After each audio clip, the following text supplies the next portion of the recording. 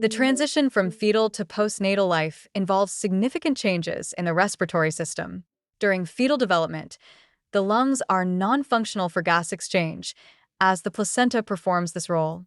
However, immediately after birth, the newborn's lungs must take over the function of oxygenating blood and eliminating carbon dioxide. Let's explore the key postnatal changes in respiration. At birth, the baby's first breath is triggered by the physical changes associated with delivery, such as exposure to air, tactile stimulation, and the abrupt cessation of placental gas exchange. This first breath is usually a strong inhalation that helps to expand the lungs and establish an air-filled respiratory system. During fetal life, the lungs are filled with fluid. This fluid begins to be absorbed or expelled during labor, with additional clearance occurring during and after the first breaths.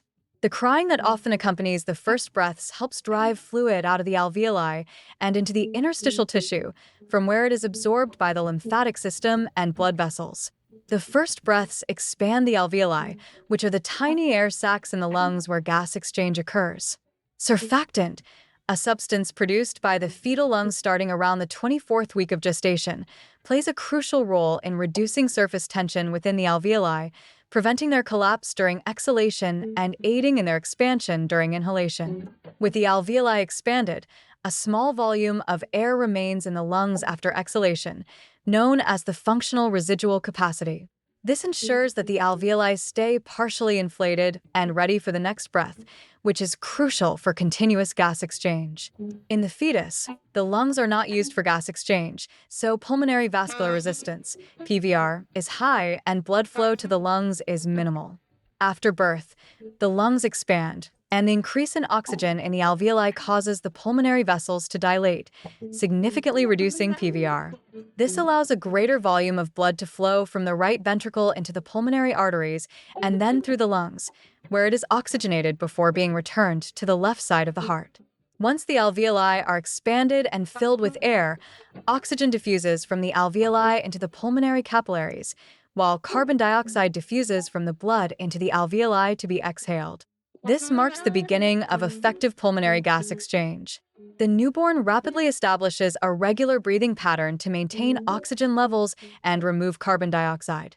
The respiratory centers in the brainstem become the primary regulators of breathing, responding to changes in blood gases and pH.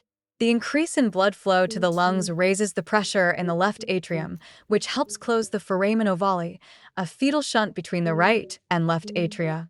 The ductus arteriosus, which connected the pulmonary artery to the aorta in fetal life, begins to constrict and eventually closes within the first few days of life. This ensures that blood is fully routed to the lungs for oxygenation. As the lungs fully expand and blood flow increases, the body begins to optimize the matching of ventilation, airflow, and perfusion, blood flow, within the lungs, ensuring efficient gas exchange.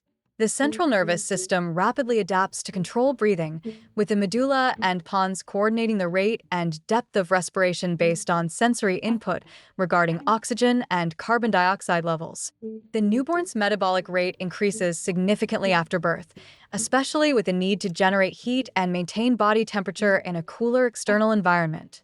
This increases the demand for oxygen, driving the establishment of a robust respiratory pattern.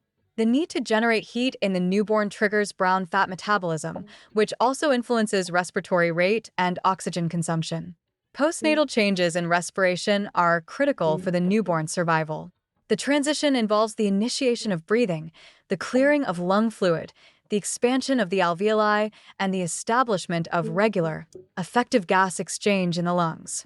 These processes are closely linked with changes in pulmonary circulation and the closure of fetal shunts, ensuring that the lungs become the primary organ for oxygenating blood and removing carbon dioxide. The successful adaptation of the respiratory system is crucial for the newborn's ability to thrive in the external environment.